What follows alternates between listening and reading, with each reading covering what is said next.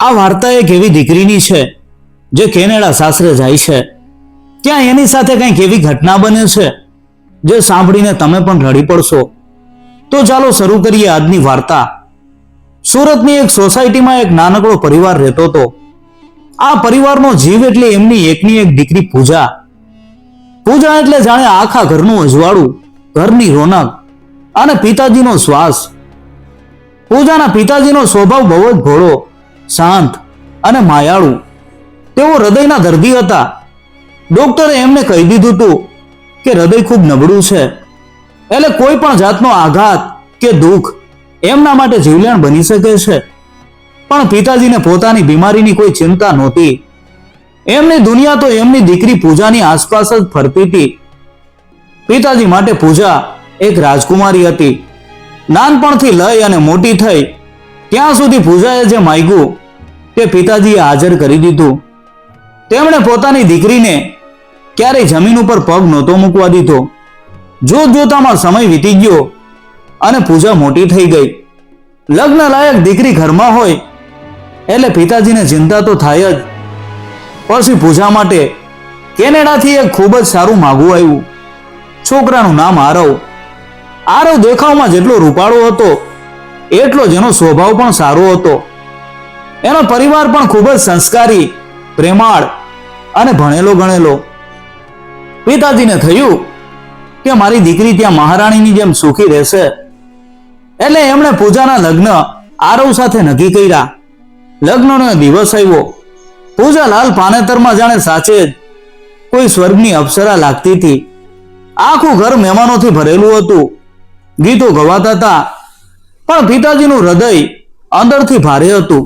જ્યારે વિદાયનો સમય આવ્યો ત્યારે આખો મંડપ રડી પડ્યો. પિતાજી તો ધ્રુસકે ને ધ્રુસકે રડી પડ્યા. એમણે આરવના હાથમાં પૂજાનો હાથ મૂકીને કહ્યું કે બેટા, મારી આ દીકરી ફૂલ જેવી છે.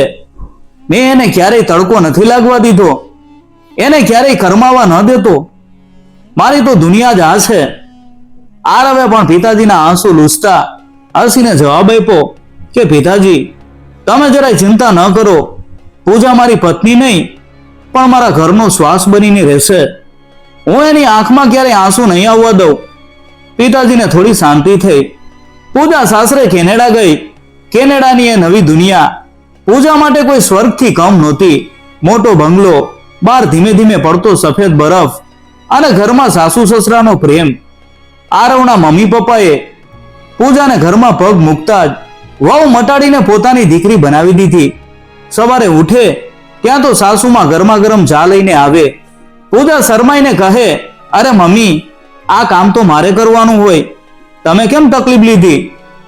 તો સાસુ વાલથી એના માથે હાથ ફેરવીને કહે, તું તો અમારી દીકરી છે, દીકરીઓએ આરામ જ કરવાનો હોય. આરવ પણ પૂજાને ખૂબ પ્રેમ કરતો. રજાના દિવસે બને ફરવા જાય, બરફમાં રમે અને ખૂબ હસે.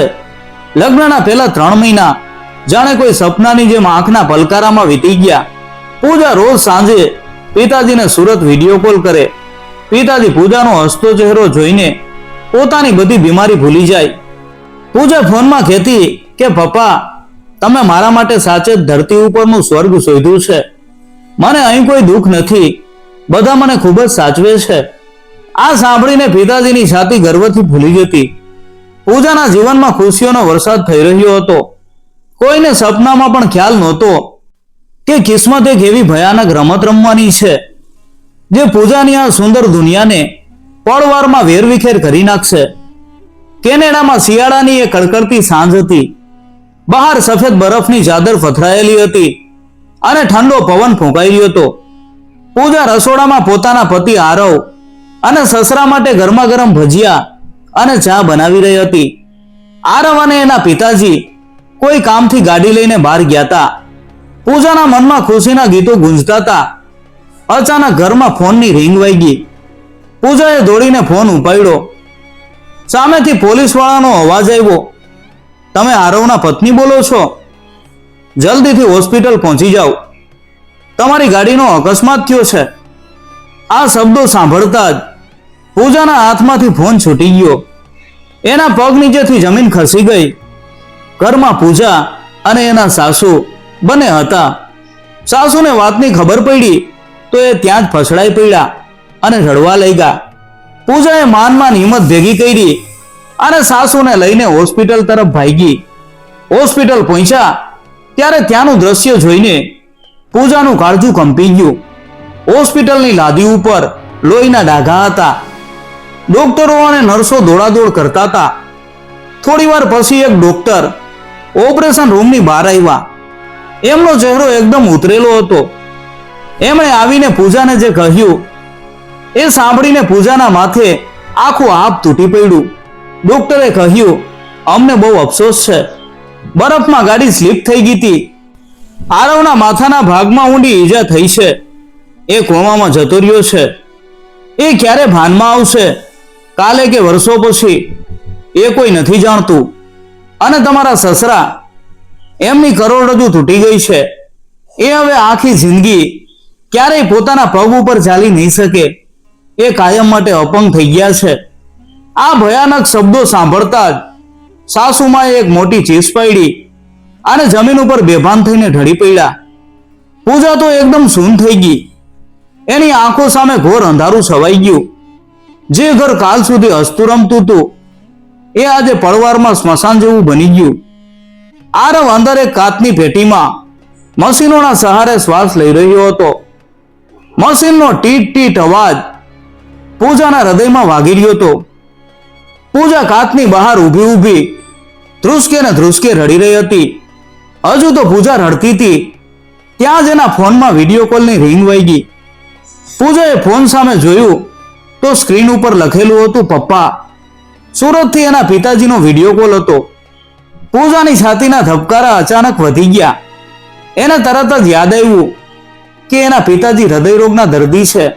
ડોક્ટરે સ્પષ્ટ ના પાડી હતી કે એમને કોઈ આંચકો કે દુઃખ આપવું નહીં.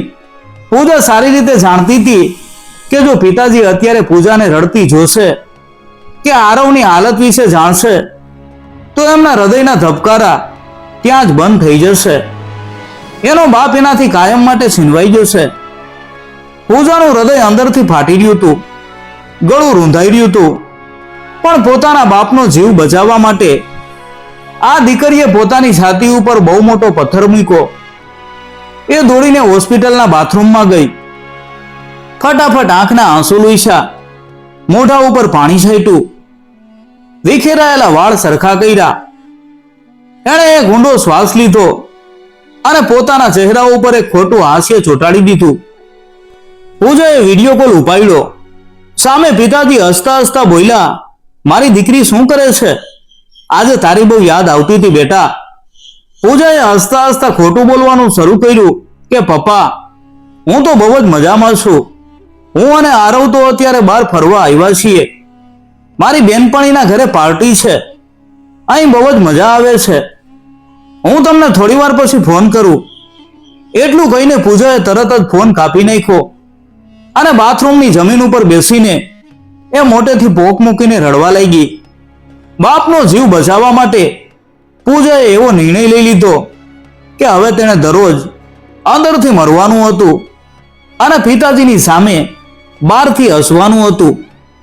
આરવના ઈલાજમાં અને હોસ્પિટલના બિલ ભરવામાં ધીમે ધીમે પરિવારની બધી જ બચત વપરાઈ ગઈ. પૈસા પાણીની જેમ વહેવા લાગ્યા. સાસરાવાળા પાસે જે કાંઈ પણ હતું એ બધું જ પૂરું થઈ ગયું.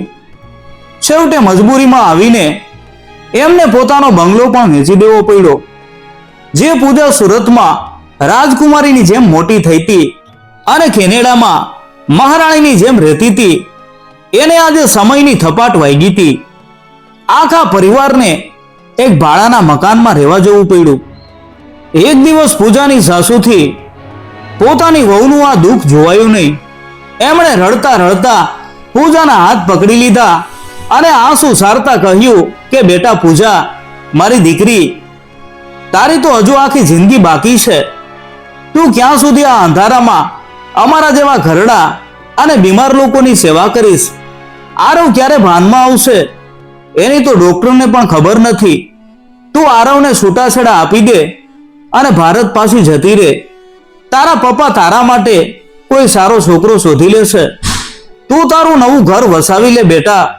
તારી જુવાની આમ બગાડમાં આ સાંભળીને પૂજાની આંખમાંથી આંસુ વહેવા લાગ્યા.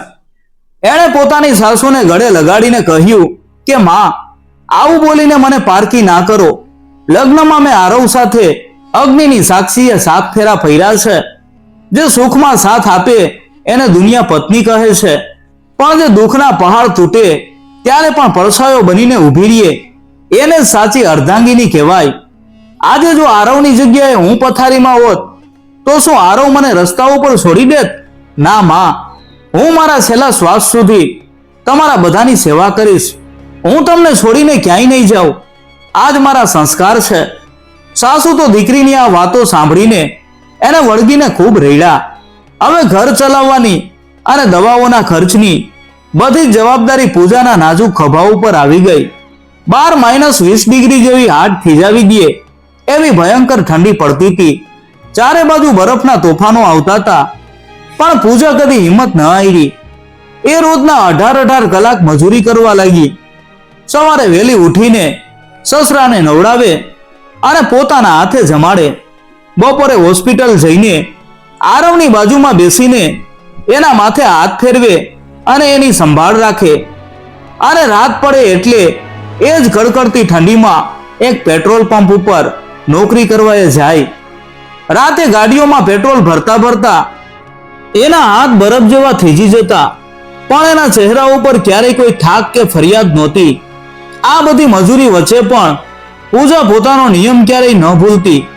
જ્યારે પણ સુરતથી એના પિતાજીનો વિડીયો કોલ આવે ત્યારે પૂજા પેટ્રોલ પંપના બાથરૂમમાં જઈને પોતાના કપડાં બદલી નાખે. પોતાની બેગમાંથી એક નવો ડ્રેસ કાઢીને પહેરી લે. ચહેરા ઉપર પાણી છાંટીને મેકઅપ કરી લે જેથી થાક ન દેખાય. અને પછી એક ખોટું હાસ્ય લાવીને પિતાજી સાથે વાત કરે. પિતાજી પૂછે કે બેટા, આજે ક્યાં ફરવા ગઈ છે? તો પૂજા હસીને કહે કે પપ્પા, અમે તો આજે હોટલમાં જમવા આવ્યા છીએ. બહુ જ મજા આવે છે. ફોન મૂકતા જે દીકરી એ ડ્રેસ કાઢીને પાછી એ જ જૂના કપડામાં કામે લાગી જતી. પિતાનો જીવ બચાવવા માટે પૂજા જે ભોગ આપી રહી હતી એ જોઈને તો કદાચ ઉપરવાળાની આંખમાં પણ જળજળિયા આવી ગયા હશે. જોત જોતામાં 2 વર્ષ વીતી ગયા. પૂજાની કાળી મજૂરી અને એના ખોટા હાસ્ય વચ્ચે દિવસો પસાર થઈ રહ્યા હતા. સુરતમાં પૂજાના પિતાજી હવે પોતાની દીકરી વગર રહી શકતા નહોતા. પોતાની લાડકવાઈને રૂબરૂ જોયાને એને વાલથી ગળે લગાવ્યાને 2 વર્ષના વાણા વાઈ ગયા હતા. પિતાજીનું હૃદય તો પહેલેથી જ નબળું હતું, પણ દીકરીના પ્રેમની તાકાત એમને ખેંચી રહી હતી. વિડીયો કોલમાં તો પૂજા રોજ દેખાતી, પણ બાપના જીવને હવે શાંતિ નહોતી મળતી. એમને તો બસ એકવાર દીકરીના માથે હાથ ફેરવવો હતો. એક દિવસ પિતાજીએ વિચાર કરી લીધો કે હું મારી દીકરીને કીધા વગર જ સીધો કેનેડા જઈશ અને એને એક સરપ્રાઈઝ આપીશ. મારી દીકરી મને અચાનક પોતાના આંગણામાં જોઈને કેટલી ખુશ થઈ જશે. એ તો ખુશીની મારી નાચવા લાગશે. આવું વિચારીને પિતાજીએ પોતાની આખી જિંદગીની જે કંઈ પણ થોડી ઘણી બચત હતી એ બધી ભેગી કરી અને તેમાંથી કેનેડાની ટિકિટ કરાવી લીધી. દીકરી માટે સુરતની પ્રખ્યાત મીઠાઈઓ અને નવા કપડાં પણ લીધા. પૂજાને તો સપનામાં પણ ખબર નહોતી કે એના પિતાજી એને મળવા આવી રહ્યા છે. લાંબી મુસાફરી કરીને પિતાજી કેનેડા પહોંચ્યા. બહાર હાડ થીજવી દે એવી કડકડતી ઠંડી હતી, પણ પિતાજીના હૈયામાં દીકરીને મળવાનો ગરમાવો હતો. એમણે એરપોર્ટથી એક ટેક્સી કરી અને પૂજાએ જે બંગલાનું સરનામું આપ્યું હતું એ કાગળ ટેક્સીવાળાને બતાવ્યો. પિતાજીના મનમાં તો એ જ ચાલતું હતું કે મારી દીકરી મહેલ જેવા ઘરમાં રાજ કરે છે. ટેક્સી એક ખૂબ જ મોટા બંગલા પાસે ઊભી રહી. પિતાજીનો હરખ તો માતો નહોતો. આંખમાં ખુશીના આંસુ આવી ગયા. એમણે ગાડીમાંથી ઉતરીને હસતા હસતા બંગલાની બેલ વગાડી. થોડી વાર પછી દરવાજો ખુલ્યો, પણ અંદરથી કોઈ અજાણ્યો માણસ બહાર આવ્યો. પિતાજીએ પોતાની ભાષામાં પૂજા અને જમાઈ આરવનું નામ લીધું. પેલા માણસે જે જવાબ આપ્યો એ સાંભળીને પિતાજીના પગ નીચેથી જમીન સરકી ગઈ. એ માણસે કહ્યું, અહીં કોઈ પૂજા કે આરવ નથી રહેતા. એ લોકોનો તો 2 વર્ષ પહેલા કાર અકસ્માત થયો હતો. ઈલાજ માટે એ લોકોએ આ ઘર મને વેચી દીધું હતું. હવે એ લોકો બીજે ક્યાંક ભાડાના મકાનમાં રહે છે. આ સાંભળીને પિતાજીનું હૃદય ધબકારો ચૂકી ગયું. હાથમાંથી મીઠાઈનું બોક્સ નીચે બરફમાં પડી ગયું કે અકસ્માત ઘર વેચાઈ ગયું, ભાડાનું મકાન. પિતાજીને કઈ સમજાતું નહોતું. એમને તો એવું લાગ્યું કે જાણે કોઈ સપનું ચાલી રહ્યું છે. પૂજા તો ફોનમાં રોજ કહેતી હતી કે બહુ મજામાં છે. તો પછી આ બધું શું છે? મારી દીકરીએ મારાથી આટલી મોટી વાત છુપાવી? એમની આંખમાંથી આંસુ પડવા લાગ્યા. એમણે બે હાથ જોડીને પેલા માણસને પૂછ્યું કે ભાઈ, મારી દીકરી ક્યાં છે? પ્લીઝ મને એનું નવું સરનામું આપો. પેલા માણસને દયા આવી. એણે ક્યાંકથી તપાસ કરીને એક કાગળ ઉપર સરનામું લખી આપ્યું. પિતાજીએ કાગળ લઈને રડતા રડતા એક અવાવરું અને ગરીબ વિસ્તારમાં પહોંચ્યા. સામે એક ખૂબ જ જૂનું, તૂટેલું અને અંધારિયું મકાન હતું. પિતાજી ધ્રુજતા પગે એ મકાનના દરવાજા પાસે ઉભા રહ્યા.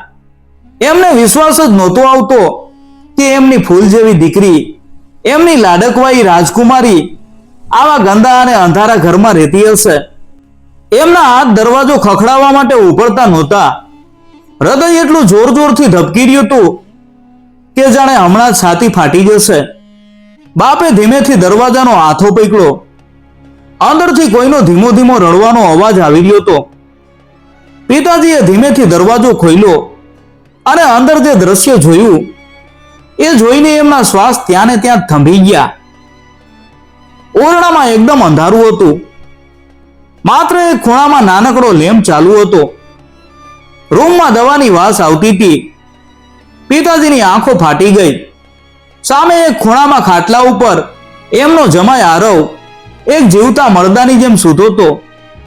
એની આજુબાજુ શ્વાસ લેવાના મશીનો લાગેલા હતા.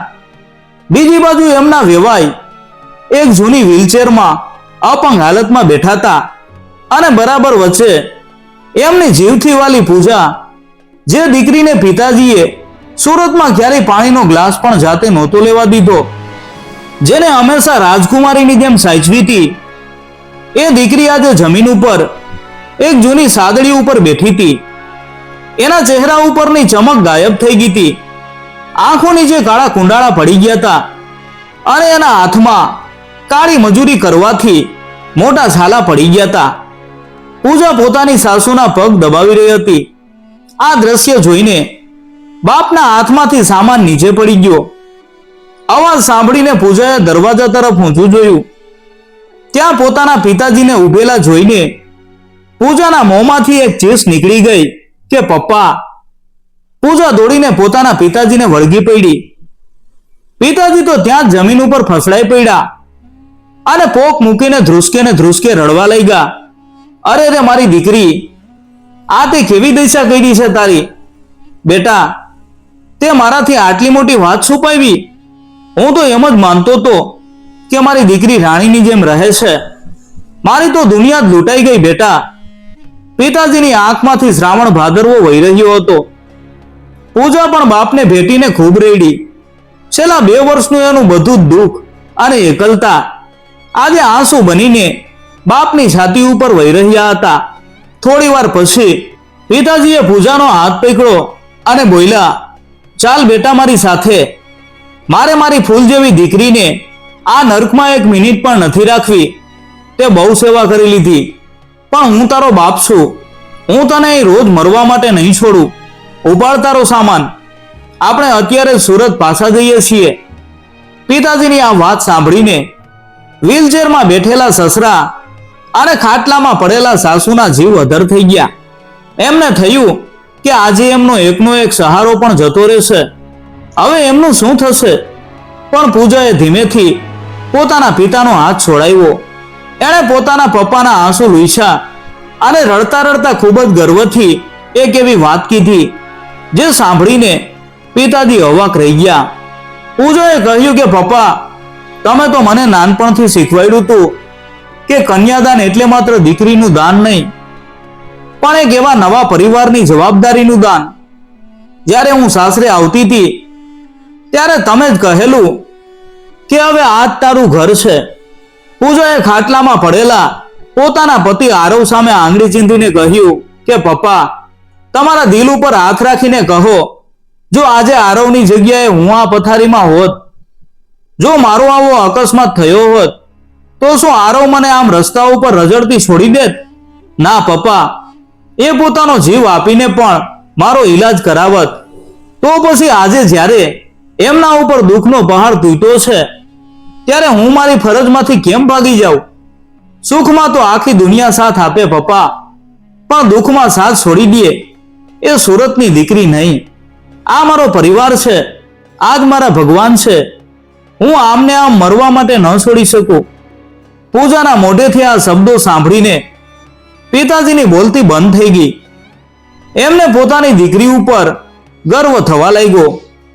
પૂજાના મોઢેથી નીકળેલો એક એક શબ્દ પિતાજીના હૃદયની આરપાર નીકળી ગયો. જે દીકરીને એ નાદાન અને ઢીંગલી સમજતા હતા, તે આજે આટલી મોટી સમજદાર અને ત્યાગની મૂર્તિ બની ગઈ હતી. પિતાજીની આંખોમાંથી વહેતા આંસુ હવે ગર્વના આંસુમાં બદલાઈ ગયા. એમણે પૂજાને ગળે લગાવી લીધી અને એમની છાતી ગર્વથી પોડી થઈ ગઈ. પિતાજીએ પોતાનો સામાન નીચે મૂકી દીધો અને બોલ્યા કે બેટા, તે આજે મારી આંખો ખોલી નાખી. સાચે જ મેં તને સંસ્કાર આપવામાં કોઈ કચાશ નથી રાખી. મને ગર્વ છે કે તું મારી દીકરી છે. તારી વાત એકદમ સાચી છે. સંકટ સમયે પરિવારનો સાથ છોડી દે એ માણસ નહીં પણ કાયર કહેવાય. પણ બેટા, હું પણ એક બાપ છું. હું મારી દીકરીને આમ એકલી આટલી બધી કાળી મજૂરી કરતા કેમ જોઈ શકું? પિતાજીએ પૂજાના માથે હાથ મૂકીને એક નિર્ણય લીધો. એમણે કહ્યું કે દીકરી, હું હવે સુરત પાછો નહીં જાઉં. હું પણ અહીં તારી સાથે જ રહીશ. આજથી હું તારો બાપ નહીં પણ આ ઘરનો દીકરો બનીને રહીશ. મારા જમાઈ અને વેવાઈની સેવા હવે હું પણ કરીશ. આપણે બધા મળીને આ ખરાબ સમયનો સામનો કરશું. હવે તું એકલી નથી બેટા, તારો બાપ તારી સાથે ઊભો છે. આ સાંભળીને ખાટલામાં પડેલા સાસુ અને વ્હીલચેરમાં બેઠેલા સસરા બે હાથ જોડીને પિતાજીની સામે રડવા લાગ્યા. સસરા ધ્રુજતા અવાજે બોલ્યા કે વેવાઈ, તમે તો સાક્ષાત ભગવાન છો.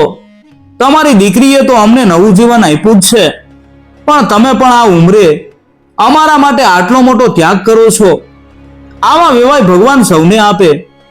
અમારો આરવ બહુ નસીબદાર છે કે એને પૂજા જેવી પત્ની અને તમારા જેવા પિતા મળ્યા.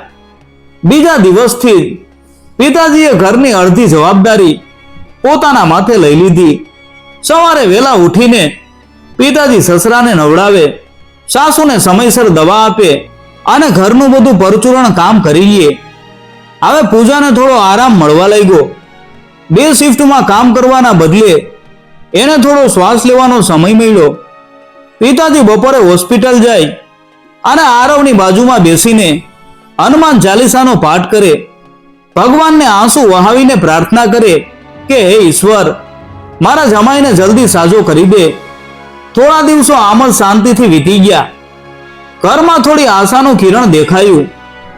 એક દિવસ હોસ્પિટલના ડોક્ટરે પૂજા અને પિતાજીને પોતાની કેબિનમાં બોલાવ્યા. ડોક્ટરના ચહેરા ઉપર ખૂબ ગંભીરતા હતી. એમણે પૂજાને કહ્યું કે પૂજા, આરવના મગજમાં જે લોહી જામી ગયું છે એ હવે ધીમે ધીમે ખતરનાક બની રહ્યું છે. જો આવતા મહિને આપણે એક ઓપરેશન નહીં કરીએ તો આરવ કાયમ માટે કોમામાં જતો રહેશે અથવા એનો જીવ પણ જઈ શકે છે. આ ભયાનક વાત સાંભળીને પૂજા અને પિતાજીના પગ નીચેથી જમીન સરકી ગઈ. પૂજાએ રડતા રડતા 2 હાથ જોડીને પૂછ્યું, તો સાહેબ, ઓપરેશન જલ્દી કરી નાખો. તમે કહેતા હોય તો હું મારું લોહી આપી દઉં, પણ મારા આરવને બચાવી લ્યો. ડોક્ટરે નીચું જોઈને કહ્યું, આ ઓપરેશન બહુ જોખમી છે. એનો ખર્ચ લગભગ 50 લાખ રૂપિયા જેટલો થશે. તમારે 1 મહિનામાં આ પૈસા જમા કરાવવા પડશે, નહીતર અમે ઓપરેશન શરૂ નહીં કરી શકીએ. આ રકમ સાંભળીને પૂજાના મગજમાં અંધારું છવાઈ ગયું. ઘરમાં તો 2 ટંક ખાવાના પણ ફાફા હતા. ત્યાં આટલા બધા પૈસા ક્યાંથી લાવવા? પૂજા જમીન ઉપર બેસી ગઈ અને ડૂસકા ભરવા લાગી. હવે શું થશે? શું આરવ સાચે જ એમને છોડીને જતો રહેશે? એનો બધો સંઘર્ષ શું પાણીમાં જશે? ત્યારે પિતાજીએ પૂજાને ઊભી કરી. એમની આંખોમાં એક અલગ જ મક્કમતા હતી. એમણે દીકરીની આંખમાં આંખ નાખીને કહ્યું કે બેટા, તું હિંમત ન હાર. જ્યાં સુધી તારો બાપ જીવતો છે ત્યાં સુધી તારા કંકુને કઈ નહીં થવા દઉં. ઈશ્વર રસ્તો જરૂર કાઢશે. હોસ્પિટલથી ઘરે પાછા ફર્યા પછી પિતાજી સીધા જ એક ખૂણામાં ગયા અને ફોન કાઢ્યો. એમણે સુરતમાં પોતાના એક મિત્રને ફોન લગાવ્યો. મારે તારી એક મદદ જોઈએ છે. મારું સુરતવાળું ઘર જે મેં મારી આખી જિંદગીની કમાણીથી બનાવ્યું હતું એ આજે ને આજે વેચી માર. જે ભાવ આવે એ ભાવે, પણ મારે 50 લાખ રૂપિયાની અત્યારે જ જરૂર છે. મારી દીકરીનો જીવ જોખમમાં છે. સામેથી મિત્રએ પૂછ્યું, પણ ભાઈ, એ ઘર તો તારો એકમાત્ર સહારો છે. જો એ વેચી દઈશ તો તું પાછો આવીને ક્યાં રહીશ? તારા ઘડપણનો સહારો શું? પિતાજીએ જવાબ આપ્યો કે દોસ્ત, મારી દીકરીના સુહાગ કરતા મારું મકાન કે મારો આશરો મોટો નથી. જો મારી પૂજા જ રડતી રહેશે તો એવા ઘરમાં રહીને હું શું કરીશ? મારું ઘર વેચાઈ જાય એ મંજૂર છે, પણ મારી દીકરીની આંખમાં કાયમી આંસુ મને મંજૂર નથી. તું બસ કાગળિયા તૈયાર કર. જ્યારે પૂજાને ખબર પડી કે એના પિતાજીએ પોતાનું સર્વસ્વ, પોતાનું એકમાત્ર ઘર એના પતિ માટે વેચી દીધું છે, ત્યારે એ પિતાજીના પગ પકડી અને પોક મૂકીને રડી પડી કે પપ્પા, તમે મારા માટે કેટલું કરશો? મેં તો તમારા ઘડપણનો સાયડો પણ છીનવી લીધો. પિતાજીએ એને ઊભી કરીને માથે હાથ ફેરવતા કહ્યું કે બેટા, તે પારકા પરિવાર માટે આખી જુવાની ઘસી નાખી, તો શું એક બાપ પોતાની દીકરી માટે ઈંટોનું મકાન પણ ન આપી શકે? મારું ઘર તો તારું હાસ્ય છે દીકરી. સાસુ સસરા પણ પિતાજીના આ બલિદાન આગળ હાથ જોડીને નતમસ્તક થઈ ગયા. થોડા જ દિવસોમાં સુરતનું ઘર વેચાઈ ગયું અને પૈસા કેનેડા પહોંચી ગયા. પિતાજીએ દોડીને હોસ્પિટલમાં પૈસા જમા કરાવી દીધા. ડોક્ટરોએ તાત્કાલિક ઓપરેશનની તૈયારી શરૂ કરી. ઓપરેશન થિયેટરની બહાર લાલ લાઈટ ચાલુ થઈ ગઈ. અંદર ડોક્ટરો આરવનું ઓપરેશન કરી રહ્યા હતા અને બહાર પૂજા, એના પિતાજી અને સાસુ સસરા ભગવાનને પ્રાર્થના કરી રહ્યા હતા. એક એક કલાક જાણે એક એક યુગ જેવો લાગતો હતો. સાસુ સસરાની આંખોમાંથી આંસુ છુપાતા નહોતા. પૂજા હાથમાં માળા લઈને સતત ભગવાનનું નામ જપી રહી હતી. પિતાજી પોતાની દીકરીને સાતી સરસી ચાપીને બેઠા હતા અને ઈશ્વરને કરગરી રહ્યા હતા. ઓપરેશન સતત 7 કલાક ચાલ્યું. 7 કલાક પછી ઓપરેશન થિયેટરની લાલ લાઈટ બંધ થઈ. દરવાજો ખુલ્યો અને ડોક્ટર બહાર આવ્યા. ડોક્ટરના કપડા ઉપર લોહીના ડાઘ હતા અને ચહેરો પરસેવે રેબઝેબ થઈ ગયો હતો. એમણે માસ્ક નીચે કર્યું. પૂજા અને પિતાજી દોડીને એમની પાસે ગયા. પૂજાના શ્વાસ અધર થઈ ગયા હતા. એનો અવાજ કંપી રહ્યો હતો કે સાહેબ, મારો આરવ કેમ છે? ડોક્ટરે એક લાંબો શ્વાસ લીધો. એમના ચહેરા ઉપરનો થાક અચાનક ગાયબ થઈ ગયો અને હોઠ ઉપર એક સ્મિત આવી ગયું. એમણે પૂજાના માથે હાથ મૂકીને કહ્યું કે દીકરી, મેં મારી આખી જિંદગીમાં આવા હજારો ઓપરેશન કર્યા છે, પણ આજનો દિવસ કંઈક અલગ જ હતો. વિજ્ઞાન તો માત્ર રસ્તો બતાવે છે, પણ આજે તમારી નિસ્વાર્થ સેવા, તમારો અતૂટ પ્રેમ અને એક બાપના બલિદાન સામે વિજ્ઞાન પણ ટૂંકું પડી ગયું. ઓપરેશન એકદમ સફળ રહ્યું છે. આરવનો જીવ બચી ગયો છે અને સૌથી મોટો ચમત્કાર તો એ છે કે તમારો આરવ કોમામાંથી બહાર આવી ગયો છે.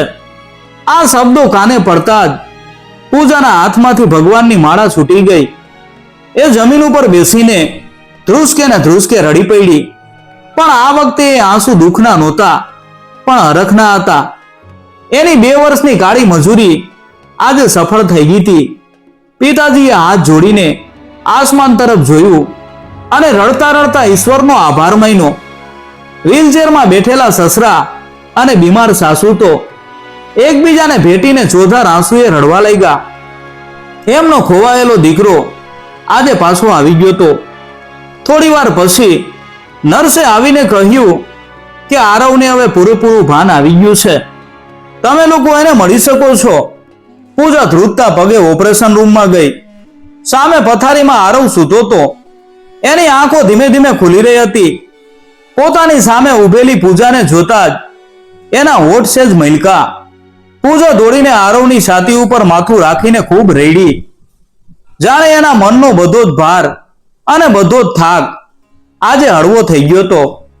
આરવે ખૂબ જ ધીમા અવાજે પૂજાના માથે હાથ ફેરવતા કહ્યું કે પૂજા, મને બધું જ યાદ છે. હું ભલે કોમામાં હતો, પણ મારો જીવ તમારી આસપાસ જ ફરતો હતો.